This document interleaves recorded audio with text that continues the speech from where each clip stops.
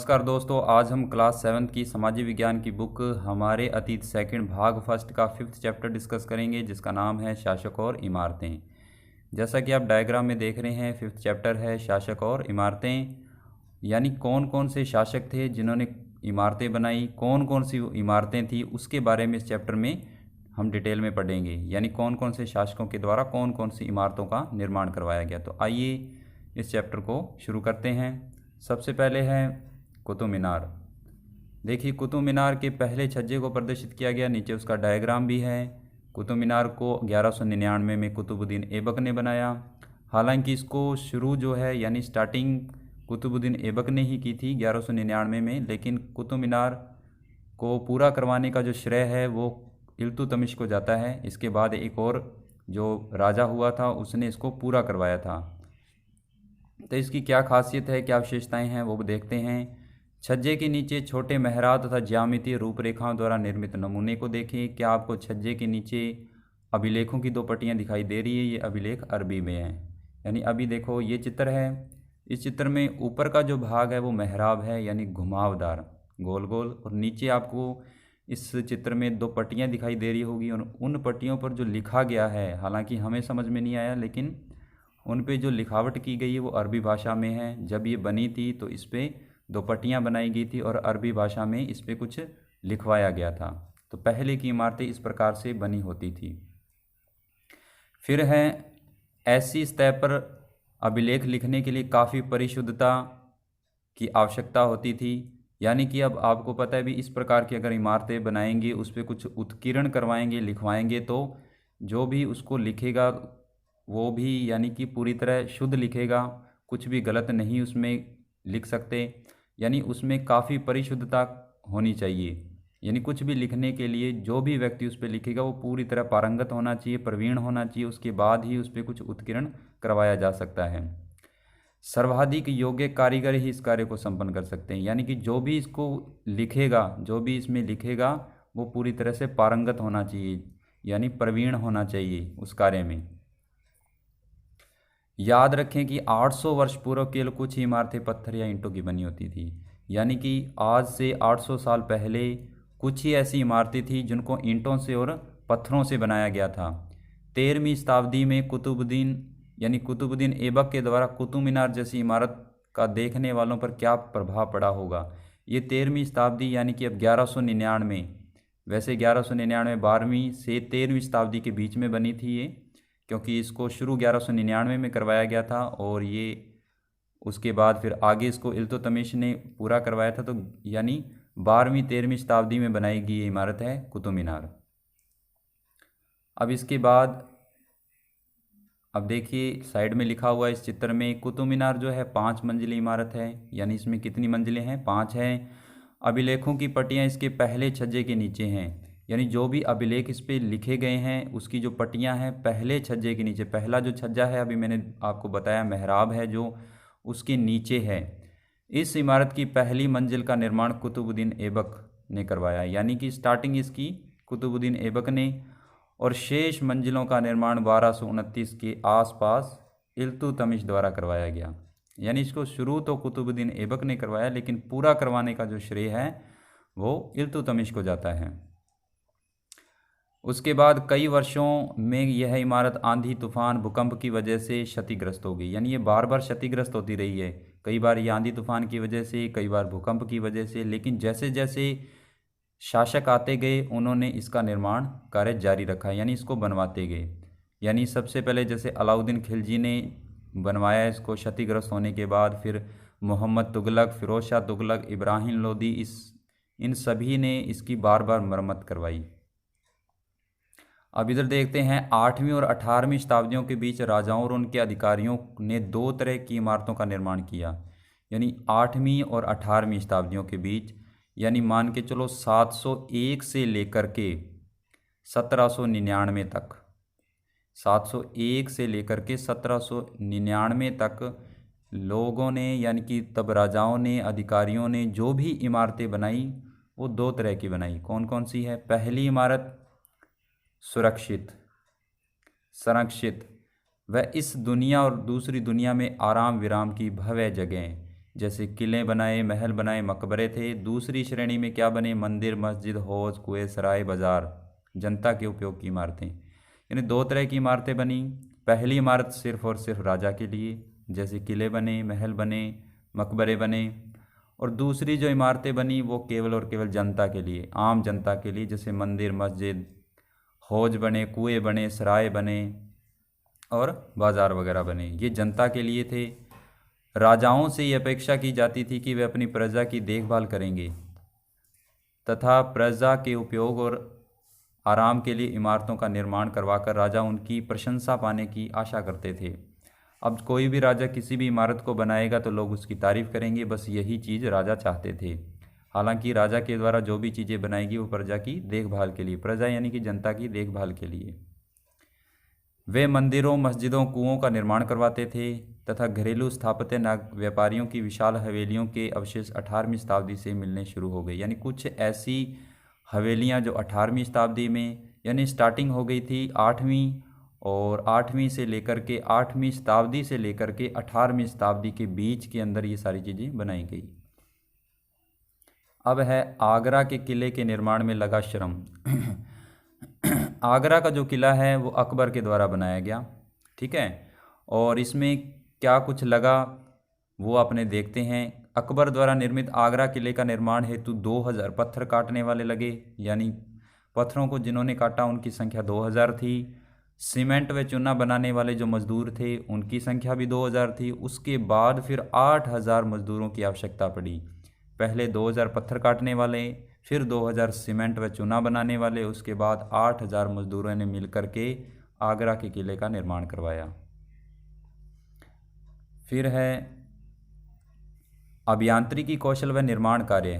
स्मारकों से हमें उनके निर्माण में प्रयुक्त शिल्प विज्ञान का भी पता चलता है। छत का उदाहरण ले लीजिए, हम 4 दीवारों के आर पर लकड़ी की क्षैतिरों, एक पत्थर की पटिया रखकर छत बना सकते हैं, लेकिन यह कार्य उस समय बहुत कठिन होता था।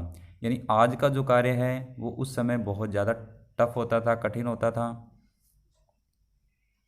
फिर इसके बाद है, लेकिन यह कार्य उस समय बहुत कठिन होता था जब हम एक विस्तृत अधिरचना वाले विशाल कक्ष का निर्माण करना चाहते हैं। इसके लिए अधिक परिष्कृत कौशल की जरूरत होती थी। यानी कि उस समय जिस चीज़ का भी हम निर्माण करना चाहते थे उसके लिए कारीगर जो भी हम ढूंढते थे, या उससे पहले योजना बनानी पड़ती थी, और फिर जो कारीगर आते थे वो भी पूरी तरह पारंगत होने चाहिए थे, फिर ही किसी चीज़ का निर्माण हो सकता था।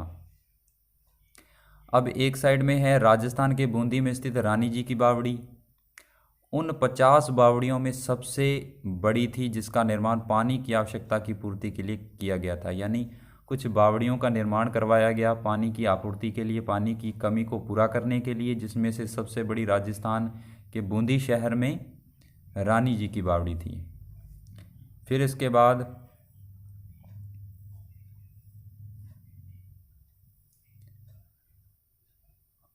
जिसका निर्माण पानी की आवश्यकता की पूर्ति के लिए करवाया गया। अपनी स्थापत्य सुंदरता के लिए विख्यात इस बावड़ी का निर्माण 1699 ईस्वी में रानी नाथावत जी ने करवाया था, जो बूंदी के राजा अनिरुद्ध सिंह की रानी थी। यानी इसका निर्माण कार्य किसने करवाया था? रानी नाथावत ने, इसलिए इसको रानी की बावड़ी कहते हैं। कहाँ पर है? राजस्थान के बूंदी शहर में। अब इधर है 7वीं और 10वीं शताब्दी के मध्य वास्तुकार भवनों में और अधिक कमरे, दरवाजे, खिड़कियां बनाने लगे। यानी पहले कम बनते थे, लेकिन जैसे जैसे टाइम बीतता गया वहाँ के जो वास्तुकार थे वो महलों के अंदर कमरे ज़्यादा बनाने लगे, दरवाजे, खिड़कियां, इन चीज़ों का यानी कि उपयोग ज़्यादा करने लगे और ये ज़्यादा बनाने लगे। वो छत, दरवाजे, खिड़कियां अभी भी 2 ऊर्ध्वाधर खंभों के आर पर एक अनुप्रस्थ क्षैतिज रखकर बनाए जाते थे। यानी कि आपने देखे होंगे छत किस प्रकार से पहले के समय में बनाई जाती थी, और दरवाजे हैं या खिड़कियां हैं वो यानी कि जैसे 2 ऊर्ध्वाधर खंभे हैं, यानी दोनों तरह से उनको सपोर्ट मिलना चाहिए। और जैसे आम चीज़ें अपने घरों में दरवाजे वगैरह होते हैं, अब तो सीधे बनते हैं, लेकिन पहले के टाइम में 2 यानी कि साइडों के अंदर 2 लंबे जो भी ऊर्ध्वाधर खंभे रखते थे और उसके ऊपर सपोर्ट किया जाता था, इस प्रकार से बनाए जाते थे। फिर है वास्तुकला की ये शैली अनुप्रस्थ टोडा निर्माण कहलाई। यानी कि जब इस प्रकार से कार्य किया जाता था तो इस शैली को अनुप्रस्थ टोडा निर्माण कहा जाता था। 8वीं से 13वीं शताब्दी के बीच मंदिर, मस्जिद, मकबरे, सीढ़ीदार कुएं से जुड़े भवनों के निर्माण में इस शैली का प्रयोग हुआ था। यानी इस शैली का प्रयोग कब हुआ? 8वीं से 13वीं शताब्दी के मध्य किन किन चीज़ों में? मंदिरों को बनाने में, मस्जिदों को, मकबरों को और कुओं को बनाने में। फिर इसके बाद है, ये देखिए चित्र में देखिए, ये है वो जिस प्रकार से स्पॉट किया जाता था। आप देखिए पहला चित्र है, चित्र नंबर 2 कै, इस प्रकार से, यानी कि ये दरवाजे हैं, दरवाज़ों के दोनों तरफ स्पॉट किया गया है, यानी कि खंभे लगाए गए हैं और ऊपर इस प्रकार से अलंकरण किया गया है, यानी कि दरवाज़ों को बनाने में खिड़कियां, दरवाजे, सब चीज़ें इसी प्रकार से अलंकृत की जाती थी, यानी बनाई जाती थी। चित्र ख में देखिए दरवाजे का एक नक्शा है। अब इधर है दिल्ली की कुव्वत अल इस्लाम मस्जिद, भी एक हिस्सा, यानी कि जो 12वीं शताब्दी में बनाया गया, वो भी इसी प्रकार से बनाया गया। और यानी कि ये जो चित्र है पहला, ये इसी का है, किसका है? एक मस्जिद का है जिसका नाम है कुव्वत अल इस्लाम मस्जिद, दिल्ली की है। उसका ये चित्र है जिसका दरवाज़ा यानी कि ऊर्ध्वाधर बनाया गया था, यानी दोनों तरफ खंभे रखकर ऊपर सपोर्ट किया गया है। खंभे का मतलब एक इस प्रकार से उसको सपोर्ट मिलना चाहिए दोनों तरफ से। चित्र सेकंड में देखिए, मेहराब के निर्माण में अनुप्रस्थ टोडा तकनीक का इस्तेमाल, यानी इन दोनों के निर्माण में कौन सी तकनीक अपनाएगी? अनुप्रस्थ टोडा निर्माण तकनीक। इसके बाद हम पढ़ते हैं 11वीं शताब्दी। अब देखिए 11वीं शताब्दी के प्रारंभ में मंदिरों का निर्माण शुरू हुआ। अब ये दूसरी साइड में एक मंदिर है और इधर वाले साइड में मंदिर की रूपरेखा है। कौन सी जगह मंदिर में कहाँ होगी उसकी रूपरेखा है। चित्र 3 का है, शिव की स्तुति में बनाए गए कंदरिया महादेव मंदिर का निर्माण चंदेल राजवंश के राजा धंग देव द्वारा 999 में करवाया गया। ये देखिए पहले के मंदिर आपने देखे होंगे, इस प्रकार की अनुपम कृति होते थे, यानी कि बहुत ही अनुपम तरीके से बनाए जाते थे। ये जो मंदिर है भगवान शिव को समर्पित है। क्या नाम है? कंदरिया महादेव का मंदिर, जो कि 999, यानी कि 999 में किसके द्वारा करवाया गया? एक चंदेल शासक था जिसका नाम था धंगदेव। मंदिर की योजना है एक। अब ये देखिए जैसे कि चित्र में कह रहा है कि चित्र 3 ख में मंदिर की योजना है। जैसे कि मैंने आपको बताया मंदिर की रूपरेखा, अभी कौन सा स्थान कहाँ आएगा मंदिर में। एक अलंकृत द्वार से इनके प्रवेश भाग और मुख्य सभा भवन जहाँ नृत्य का आयोजन होता था, यानी कि इसके अंदर रूपरेखा बताई गई है कि कहाँ क्या रखा जाएगा, कहाँ सभा भवन होगी, कहाँ नृत्य का आयोजन होगा, इसके अंदर रूपरेखा बनाई गई है। फिर उसके बाद है प्रमुख देवता की मूर्ति मुख्य मंदिर गर्भागृह में रखी जाती थी। आपको पता ही है जहाँ पर यानी भगवान को अपने रखते हैं, विसर्जित यानी कि रखते हैं, स्थान होता है वो मेन स्थान होता है, गर्भगृह जिसे बोलते हैं। उसके बाद धार्मिक अनुष्ठान इसी तरह संपन्न किए जाते थे। इसमें केवल राजा, उसका निकटतम परिवार और पुरोहित एकत्रित होते थे, यानी कि इसमें इस मंदिर में एक ब्राह्मण और राजा और उसका परिवार, पुरोहित का मतलब ब्राह्मण लोग आते थे। अच्छा, उसके बाद खजुराहो समूह में राजकीय मंदिर सम्मिलित थे जहां सामान्य जनमानस को जाने की अनुमति नहीं थी। ये मंदिर सुपरिष्कृत उत्कीर्ण मूर्तियों से अलंकृत थे, यानी कि सामान्य जनता नहीं जा सकती थी पहले के मंदिरों में, लेकिन सिर्फ कौन जा सकता था? राजा, उसका परिवार और ब्राह्मण। अब ये चित्र में आप देख सकते हैं। इसके बाद है चित्र नंबर 4, नीचे का जो मंदिर है। अब देखिए मैं आपको बताता हूँ, दो मंदिरों के शिखरों से आप क्या अंतर पाते हैं, पहला मंदिर और दूसरे मंदिर में आपको क्या अंतर दिखाई देता है। क्या आप ये समझ सकते हैं कि राज राजेश्वर मंदिर का शिखर कंदरिया महादेव मंदिर की शिखर से 2 गुना ऊंचा, यानी पहला जो मंदिर है वो और जो दूसरा मंदिर है उन दोनों में आपको क्या अंतर दिखाई देता है? क्या आपको ऐसा लगता है कि जो दूसरा मंदिर है वो पहले की तुलना में ज़्यादा ऊंचाई पे है? तो देखिए हालांकि ये पहला मंदिर है और फिर ये दूसरा मंदिर है, तो क्या आपको लगता है कि दूसरा मंदिर पहले की तुलना में ज़्यादा ऊंचा है? चलो पढ़ते हैं इसके बारे में। तंजावुर के राजराजेश्वर मंदिर का शिखर उस समय के मंदिरों में सबसे ऊंचा था। बिल्कुल सही है, अभी दूसरा मंदिर पहले की तुलना में ज़्यादा ऊंचाई पर है। इसका निर्माण कार्य आसान नहीं था, यानी ये जो मंदिर बनाया गया था इसका निर्माण कार्य बहुत मुश्किल था, क्योंकि उन दिनों कोई क्रेन नहीं थी। बिल्कुल सही। शिखर के शीर्ष पर 90 टन का पत्थर ले जाना इतना भारी होता था कि उसे व्यक्ति अपने आप उठाकर नहीं ले जा सकते थे। अब देखिए पत्थरों को उठाकर क्रेन ऊपर पहुंचाती है, लेकिन उस समय क्रेन नहीं थी, तो व्यक्ति ही बड़े बड़े पत्थरों को उठा करके ऊपर वाली सतह पर लेकर के जाते थे, यानी कि मंदिरों का जो ऊपरी शिखर था वहाँ पर जा कर के वो लगाते थे। तो पत्थरों को नीचे से ऊपर की ओर ले जाना बहुत ही मुश्किल था, तो इसलिए इस मंदिर का निर्माण कार्य बहुत ज़्यादा मुश्किल था उस समय। फिर है, इसलिए इस काम के लिए वास्तुकारों ने मंदिर के शीर्ष तक पहुंचने के लिए चढ़ाईदार रास्ता बनाया, यानी कि एक चढ़ने वाला रास्ता बनाया जिससे कि आसानी से ऊपर पहुंचा जा सके। ऊपर भगवान के पास नहीं, इस मंदिर के शिखर पर, कहीं आप भगवान के पास सोच रहे हो। इसलिए इस काम के लिए वास्तुकार ने यानी कि एक चढ़ाईदार रास्ता बनाया। रोलरों द्वारा भारी पत्थरों को इस रास्ते से ऊपर ले जाया जाता था। इस काम के लिए 4 किलोमीटर से ज़्यादा लंबा पथ तैयार किया गया, यानी कि इतना लंबा रास्ता बनाया गया और उसके बाद उन पत्थरों को ऊपर की ओर ले जाया जाता था, जिसमें चढ़ाई बहुत खड़ी न हो, यानी कि बहुत कठिन होती थी, चढ़ना बहुत ज़्यादा कठिन था। मंदिर बन जाने के बाद इसे गिरा दिया गया, लेकिन उस क्षेत्र के लोगों ने मंदिर निर्माण के अनुभव को काफ़ी लंबे समय तक याद किया। यानी मंदिर बन गया, उसके बाद इसको गिरा दिया गया, लेकिन जो मंदिर बना इतना मुश्किल से बना, उस चीज़ को लोगों ने याद रखा। आज भी मंदिर के पास एक गांव को चारूपलम कहा जाता है, जिसका शाब्दिक अर्थ है चढ़ाईदार रास्ते का गांव, यानी कि वो गांव आप नीचे से चढ़ाई करेंगे और नीचे से फिर ऊपर की ओर वो चढ़ाई पर बसा हुआ गांव है, यानी ऊंचाई पर स्थित गांव है। जैसे कि ये मंदिर में आप देख रहे हैं चढ़ाईदार है ये भी। इसके बाद नेक्स्ट देखते हैं अपने 12वीं शताब्दी में 2 प्रौद्योगिकी एवं शैली संबंधी परिवर्तन दिखाई पड़ने लगे। दरवाजों और खिड़कियों के ऊपर की अधिरचना का भार कभी कभी मेहराबों पर डाल दिया जाता था। वास्तुकला का ये रूप चापा का रूप कहलाया। अब देखिए इस चित्र में आप देख सकते हैं कि जो दरवाजे हैं किस प्रकार से बनाए गए हैं, यानी ऊपर का जो भार है वो किसके ऊपर है, यानी सबसे ऊपर वाला जो भाग है वो मेहराबों के ऊपर आ गया है।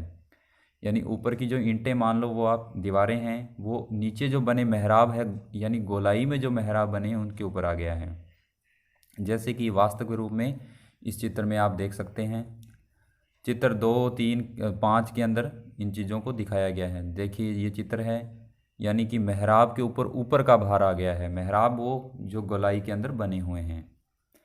मेहराब का विशुद्ध रूप, मेहराब के मध्य में डाट अधिरचना के भार को मेहराब का आधारशिला पर डाल देती है, ये है। अब देखिए इधर है निर्माण कार्य में चूना पत्थर सीमेंट का प्रयोग बढ़ गया, यानी कि निर्माण के लिए चूना पत्थर चाहिए, सीमेंट का प्रयोग बढ़ गया। यह उच्च श्रेणी की सीमेंट होती थी जिसमें पत्थर के टुकड़ों के इस मिलाने से कंक्रीट बनती थी।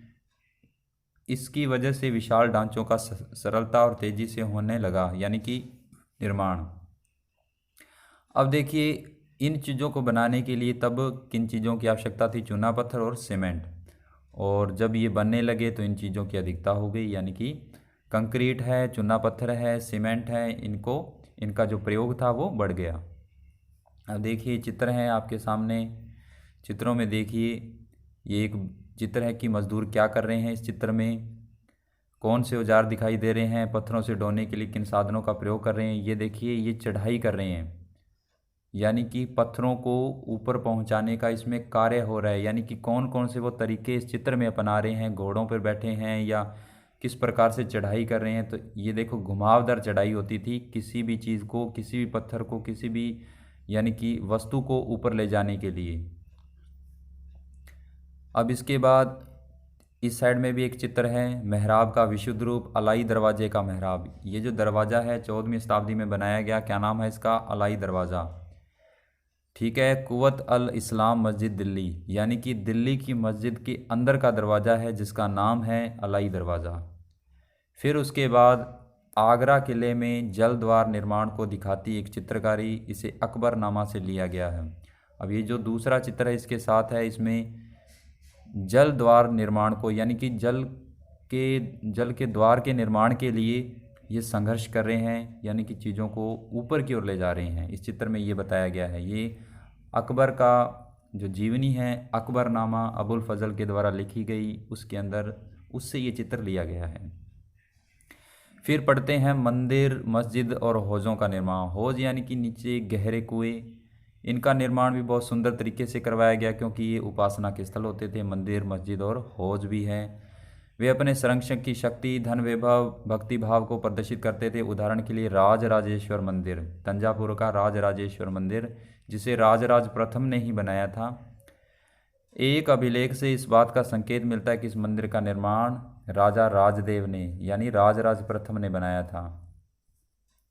अपने देवता राजराजेश्वरम की उपासना हेतु किया था, क्योंकि आपको पता है पहले के राजा अपने देवता की उपासना के लिए मंदिरों का निर्माण करवाते थे। तो राजराजेश्वर मंदिर का निर्माण राजराज प्रथम के द्वारा करवाया गया अपने देवता की आराधना में, जिसका नाम था राजराजेश्वरम यानी उनके देवता थे। ध्यान दे, राजा और देवता के नाम काफ़ी मिलते जुलते हैं। राजा ने इस तरह का नाम इसलिए रखा क्योंकि ये नाम मंगलकारी था। राजा स्वयं को ईश्वर के रूप में दिखाना चाहते थे, यानी राजा जो थे वो भगवान के नाम की तरह ही अपना नाम रखते थे। उसका कारण था कि वो लोगों को ये चाहते थे कि वो ही भगवान है, यानी अपने आप को एक भगवान की तरह मानते थे वो। उसके बाद धार्मिक अनुष्ठान के जरिए मंदिर में एक देवता दूसरे देवता का सम्मान करता है, यानी बात सही है। एक राजा दूसरे राजा का, यानी कि एक राजा तो खुद जो निर्माण कार्य करवाएगा, दूसरा राजा यानी कि भगवान उसका सम्मान करता है। अब इधर एक लिखा हुआ है कि मुग़ल बादशाह शाहजहाँ के इतिहासकार ने शासक को साम्राज्य व धर्म की कार्यशाला का वास्तुशिल्पी बताया है। शाहजहाँ का काल था, उसमें एक इतिहासकार था जिसने इसको ये संज्ञा दी है। सभी विशालतम मंदिरों का निर्माण राजाओं ने करवाया। मंदिर के अन्य लघु देवता शासकों के सहयोगियों अधीनस्थों के देवी देवता थे, यानी उस मंदिर में जितने भी देवी देवता थे वो राजा के जितने भी सहयोगी थे और उन सभी के वो देवता थे। यह मंदिर शासक और सहयोगी द्वारा स्थापित विश्व का एक लघु रूप ही था। जिस तरह से राजकीय मंदिरों में इकट्ठे होकर देवताओं की उपासना करते थे, ऐसा प्रतीत होता कि मानो देवताओं के न्यायप्रिय शासन को पृथ्वी पर ला दिया हो। यानी कि मंदिर क्यों बनाए गए? मंदिरों के अंदर फिर वो उपासना करते थे जिसमें सभी शामिल होते थे, और जब उपासना करते थे तो ऐसा लगता है कि भगवान जो हैं पृथ्वी पर आ गए हैं। इसका मतलब ये है। अब देखिए नीचे चित्र में लिखिए, अपनी नई राजधानी शाहजहांबाद में शाहजहां द्वारा बनाएगी जामी मस्जिद की योजना। ये देखते हैं अपने आगे। मुसलमान सुल्तान बादशाह समय को भगवान के अवतार होने का दावा तो नहीं करते, किंतु फारसी दरबारी इतिहासकारों में सुल्तान का वर्णन अल्लाह की परछाई के रूप में हुआ है। यानी इतिहासकार जो लिखते थे उस समय, उन्होंने अपने राजा को इस प्रकार से संबोधित किया है कि वो एक भगवान का ही रूप हो। हालांकि राजा अपने को भगवान नहीं मानते थे, यानी मुस्लिम के अंदर की बात हो रही है ये। मुसलमान तब अल्लाह का रूप नहीं मानते थे, लेकिन इतिहासकार उनको अल्लाह के रूप में ही यानी संबोधित करते थे अपनी कलम के अंदर, या अपनी इतिहासकार अपनी लेखन में। दिल्ली की एक मस्जिद के अभिलेख से पता चलता है कि अल्लाह ने अलाउद्दीन को, अब देखिए एक मस्जिद है किस तरह से बनाई गई है, मक्का की ओर संकेत। इसके बाद इसमें क्या प्रतीत होता है? शासक इसलिए चुना गया था क्योंकि इसमें अतीत के महान विधिकर्ताओं मूसा और सुलेमान की विशेषताएं मौजूद थी। सबसे महान विधिकर्ता यानी जिसने विधि बनाई, ये संसार बनाया, मुस्लिम समाज जो है, सुलेमान और मूसा जो ये दो यानी कि विधिकर्ता थे, विधि को बनाने वाले थे, संसार को बनाने वाले थे, जो कि स्वयं अल्लाह की ही एक कृति थी। उससे ये अपने आप को जोड़ते हैं। सबसे महान विधिकर्ता और वास्तु का अल्लाह स्वयं था। उसने अव्यवस्था को दूर करके विश्व का सृजन किया था, यह व्यवस्था और संतुलन कायम किया। यानी आपको पता है अल्लाह के द्वारा ही यानी कि ये चीज़ें बनाई गई, और जो शासक थे वो उसी का अनुरूप मानते हैं खुद को। फिर है सत्ता में आने पर प्रत्येक राजवंश के राजा के शासक होने के अपने नैतिक अधिकार पर जोर डाला, उपासना के स्थलों के निर्माण को, यानी कि ये चीज़ें। उसके बाद देखिए मैं ये बता रहा हूँ जल का महत्व, जो मेन चीज़ें हैं। फारसी शब्द आबाद और आबादी आब शब्द से निकले हैं, यानी फारसी का एक शब्द है आब, वहाँ से दो शब्दों का निर्माण हुआ, आबाद और आबादी, जिसका अर्थ है पानी। आब यानी पानी। आबाद शब्द उस जगह के लिए इस्तेमाल होता है जहाँ बसावट हो, यानी कि लोग बसे हों। और एक अन्य अर्थ खुशहाली भी है। किसका अर्थ? आबाद का, आबाद रहो, अपने क्या बोलते हैं यानी खुश रहो। आबादी का अर्थ जनसंख्या तथा समृद्धि होना है। हम बोलते हैं कि यहाँ की आबादी यानी यहाँ के लोग, यहाँ की जनसंख्या। ये तो बिल्कुल ईजी है। अब देखिए एक चित्र ये है, आप जानते ही हैं स्वर्ण मंदिर अमृतसर का, इसके बारे में भी अब हम पढ़ेंगे, जिसका नाम है हरमंदिर साहब। इसके बारे में अपने पढ़ते हैं, लेकिन इसके बीच में भी कुछ इंपॉर्टेंट फैक्ट है वो भी देखते हैं। व्यापक समझ ये थी कि न्यायप्रिय राजा का राज ऐसा होगा जहाँ खुशहाली होगी, पर्याप्त वर्षा होगी। इसी तरह हौज और जलाशयों के निर्माण द्वारा बहुमूल्य पानी उपलब्ध कराने की कार्य की बहुत प्रशंसा की जाती थी। यानी कि राजा के राज्य में जो जलाशय निकाले जाते थे पानी की आपूर्ति के लिए, उस चीज़ की बहुत प्रशंसा होती थी। सुल्तान इल्तुतमिश ने दिल्ली एक कुन्हा के एकदम निकट एक विशाल तालाब का निर्माण करके व्यापक सम्मान प्राप्त किया था। सुल्तान इल्तुतमिश था, दिल्ली ए कुन्हा यानी दिल्ली का पुराना नाम था, उसके समय दिल्ली को दिल्ली ए कुन्हा के नाम से जानते थे, और उसके किनारे एक तालाब का निर्माण करवाया गया था, और जिसके कारण उसकी बहुत प्रशंसा हुई थी। यह विशाल जलाशय को हौज सुल्तानी राजा का तालाब कहा जाता था। क्या आप इसे ढूंढ सकते हैं चित्र के अंदर? ये तो है नहीं। अब देखो इस चित्र में हम देखते हैं, चित्र 8 है, हरमंदिर साहब, स्वर्ण मंदिर और उसका पवित्र सरोवर अमृतसर। ठीक है, फिर हम पढ़ते हैं गुरुद्वारे के बारे में। सिखों के एकत्रित होने और उपासना का स्थल चित्र 8 में है। यहाँ यानी कि हिस्सा लेते हैं, आपको पता ही है स्वर्ण मंदिर अमृतसर में है, जहाँ पर सिख संप्रदाय के जो लोग हैं वो वहाँ पर जाते हैं, और यही उनकी उपासना का सबसे बड़ा स्थल है। अब देखिए नेक्स्ट है, मंदिरों को क्यों नष्ट किया गया? पहले के मंदिर निर्माण थे, उनको बाद में नष्ट क्यों कर दिया गया? राज मंदिरों का निर्माण अपनी शक्ति, धन संपदा, ईश्वर के प्रति निष्ठा के प्रदर्शन हेतु करते थे। राजा जो थे इन मंदिरों का निर्माण क्यों करते थे? यानी ईश्वर के प्रति सबसे पहले तो श्रद्धा के लिए, निष्ठा के लिए, धन संपदा के लिए, ताकि धन की भी यानी कि उनको हो जाए, धन भी आए उनके पास, और अपनी शक्ति का प्रदर्शन भी करते थे।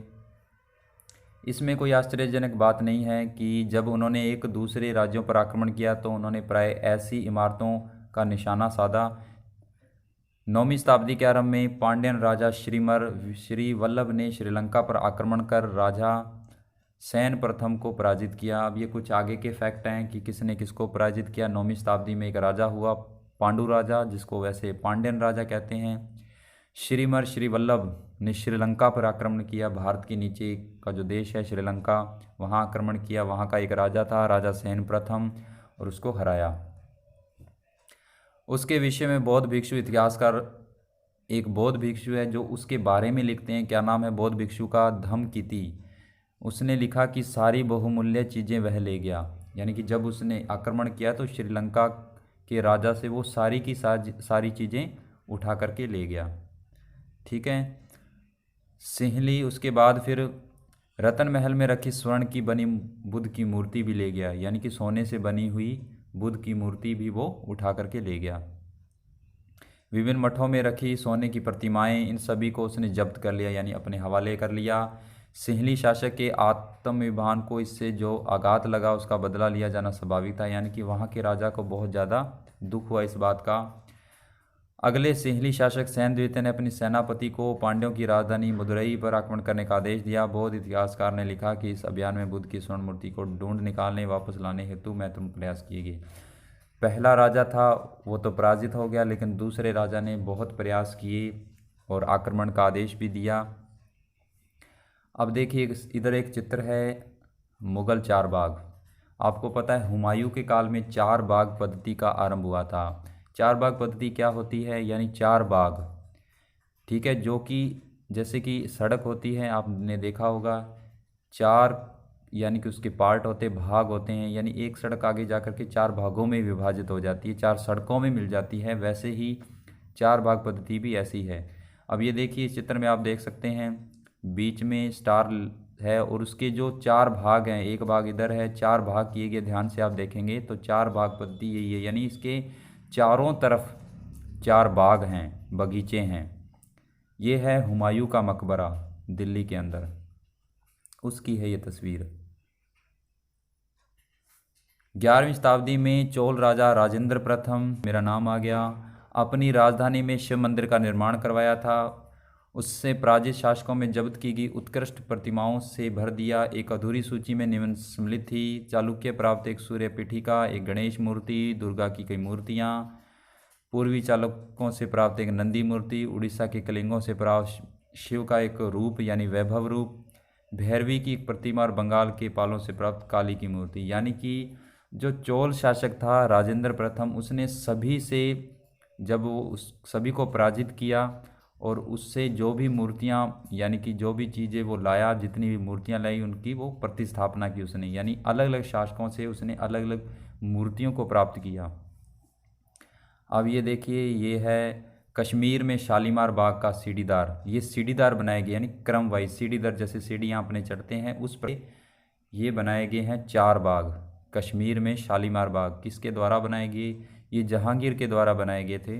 आपको ये भी बता दें, गजनी का सुल्तान महमूद राजेंद्र प्रथम का समकालीन था। गजनी एक यानी कि क्षेत्र था, वहाँ का शासक था महमूद, और सुल्तान महमूद, और राजेंद्र प्रथम इधर था, तो दोनों एक दूसरे के समकालीन थे। यानी समकालीन का मतलब ये है कि उस समय वो भी था और इधर दूसरी साइड में राजेंद्र प्रथम भी था। भारत में अपने अभियानों के दौरान पराजित राजाओं के मंदिरों को अपवित्र किया, उसने धन और मूर्तियों को लूट लिया। यानी राजेंद्र प्रथम तो दूसरी साइड में था, जो गजनी का शासक था उसने भारत में बहुत ज़्यादा लूटपाट की, उसने मूर्तियों को यानी कि ध्वस्त भी कर दिया, जो भी यानी कि मंदिरों को अपवित्र कर दिया, जो पवित्र मंदिर थे उनको यानी अपवित्र कर दिया। उस समय सुल्तान महमूद कोई महत्वपूर्ण शासक नहीं था। मंदिरों को नष्ट करके खास तौर पे सोमनाथ का मंदिर जो कि गुजरात में था, उसको बहुत बार नष्ट किया गया। सोमनाथ के मंदिर को, सोमनाथ का मंदिर कम से कम 17, 18, 20 बार लगभग उसको नष्ट कर दिया गया, क्योंकि उस समय सोमनाथ का मंदिर बहुत ज़्यादा फेमस था। लोग यानी कि जो भी बाहरी आक्रमण होते थे ज़्यादातर सोमनाथ के मंदिर पर होते थे, और जो भी उसमें होता था लूटपाट होती थी और लूट कर ले जाते थे। उसने एक महान इस्लामी योद्धा के रूप में श्रेय प्राप्त करने का प्रयास किया। मध्यकालीन राजनीति संस्कृति में ज़्यादातर शासक अपने राजनीतिक बल, सैन्य सफलता का प्रदर्शन करके पराजित शासकों के उपासना स्थलों पर आक्रमण करके और उन्हें लूट कर ले गए। यानी कि जो कमज़ोर शासक थे वो दूसरे शासकों के मंदिरों पर आक्रमण करते थे और जो भी संपत्ति थी लूट कर ले जाते थे। अब इसके बाद है एक चित्र और है जिसमें लिखा है लाल महल बारी में 4 बाग को तटीय बाग के रूप में अपनाया। अब ये एक अलग प्रकार से दर्शाया गया है। पहले में अपने देखा था कि किनारों पे थे, गोल घुमावदार थे, फिर हमने देखा कि सीढ़ीदार थे, अब इसमें तटीय भाग को दर्शाया गया है। राजेंद्र प्रथम महमूद गजनबी की नीतियाँ किन रूपों में समकालीन समय की देन थी? ये तो आगे क्वेश्चन है। आगे आते हैं बाग, मकबरे और किले। मुगलों के अधीन वास्तुकला अधिक जटिल होगी। बाबर, हुमायूं, अकबर, जहांगीर, शाहजहां, उस समय साहित्य, कला, इस सभी में बहुत ज़्यादा विकास हुआ था। उसके बाद हम पढ़ते हैं उनकी अपनी आत्मकथा में बाबर ने 4 बाग यानी कि आपको मैंने बताया था उसकी कल्पना की थी, भी 4 बाग होने चाहिए। योजनाओं और उनके बनाने में रुचि का वर्णन किया था। हालांकि जो सबसे पहले बाबर आया था यानी मुग़ल काल में अगर बात करें तो बाबर था, उसने अपनी बाबरनामा जो उसकी लेखनी थी उसके अंदर उसने 4 बाग को बनाने की कल्पना की थी। लेकिन उसके बाद उसका पुत्र आया था हुमायूं, और हुमायूं के समय 4 बाग बनाने शुरू हुए थे। यानी कि मकबरों के अंदर 4 बाग पद्धति का जो स्टार्टिंग हुई थी हुमायूं के काल में हुई थी। ये देखिए एक चित्र में 4 बाग इस प्रकार से बनाए गए हैं। देखिए 4 पार्ट हैं इसके, ये 4 बाग बनाए जाते थे अलग अलग प्रकार से।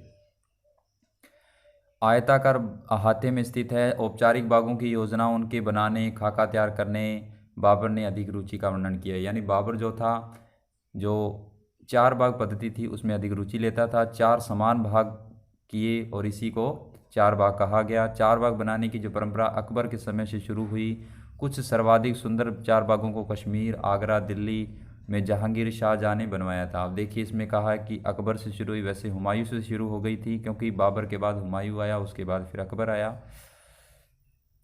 तो आगे सभी ने कश्मीर में, आगरा में, दिल्ली में अलग अलग शासकों के द्वारा 4 बाग बनाए गए। यानी मकबरों में 4 बाग पद्धति का यूज़ किया गया।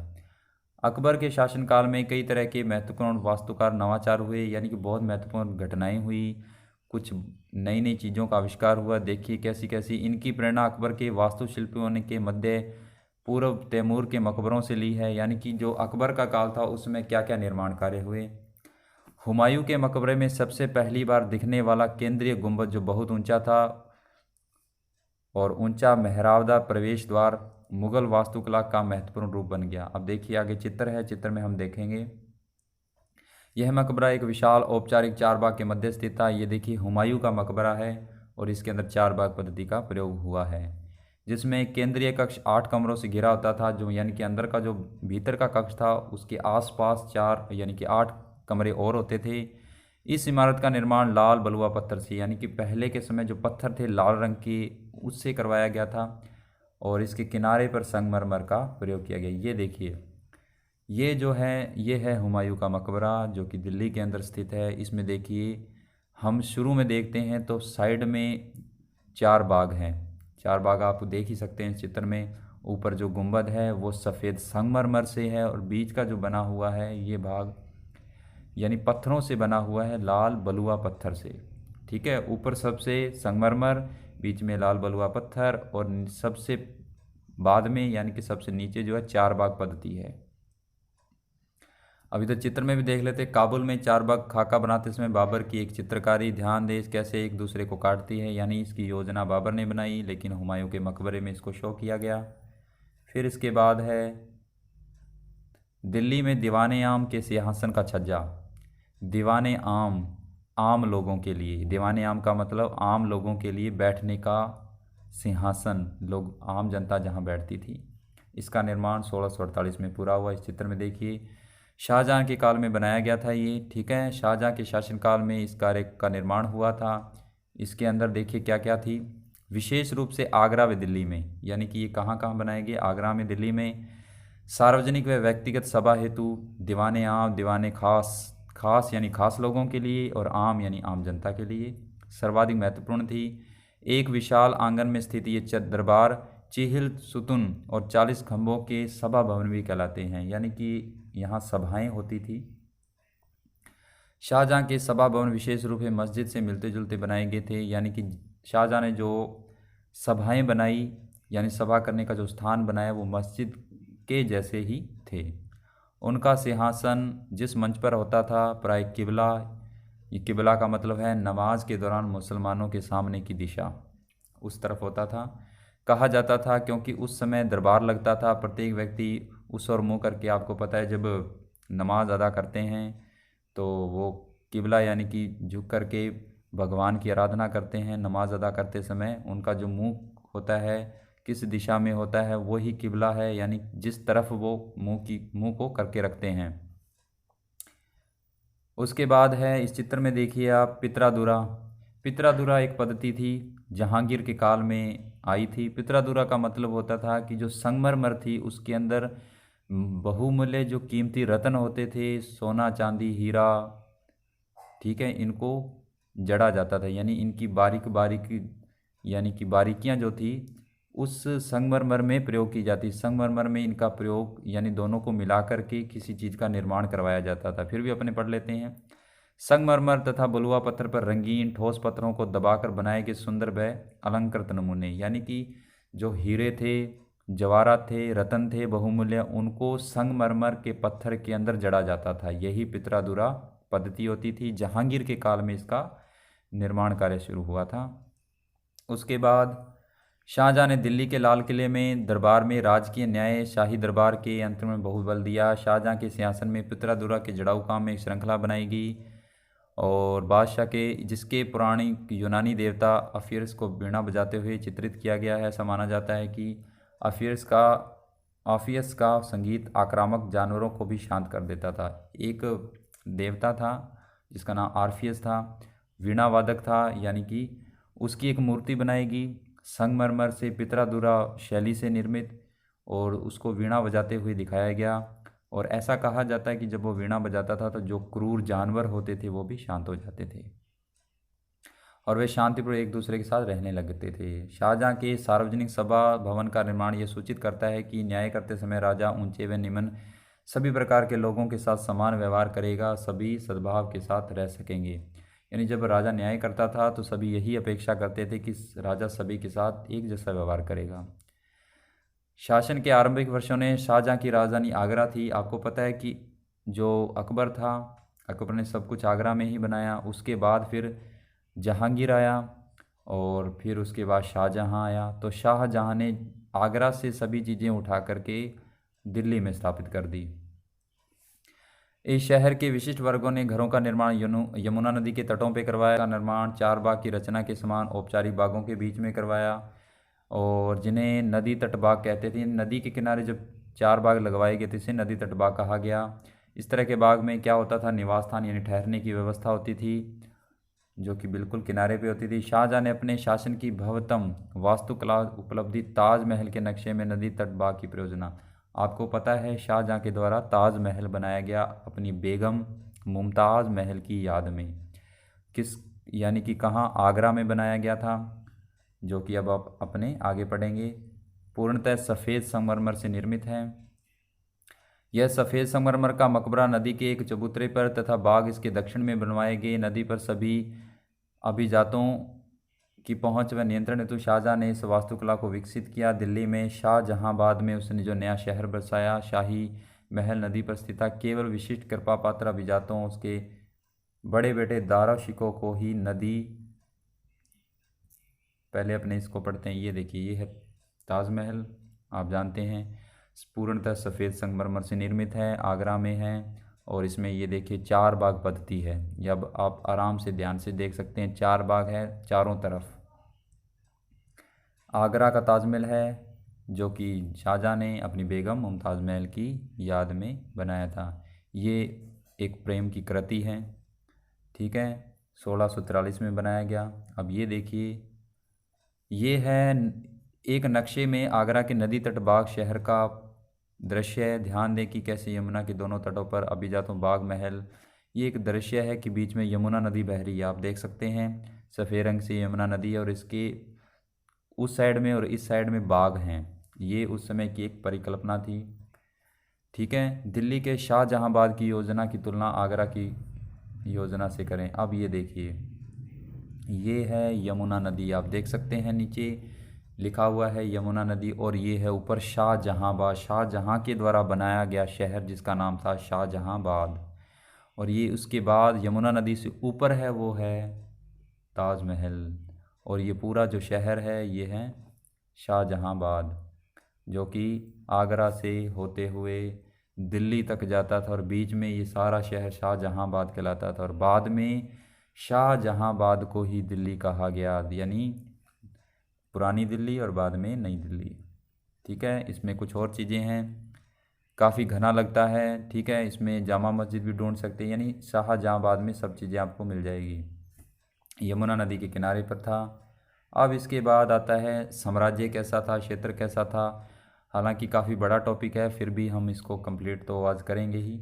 8वीं में 18वीं शताब्दियों के बीच जब निर्माण संबंधी परिवर्तन बढ़ोतरी हुई, तो देखिए इसमें क्या क्या परिवर्तन हुए।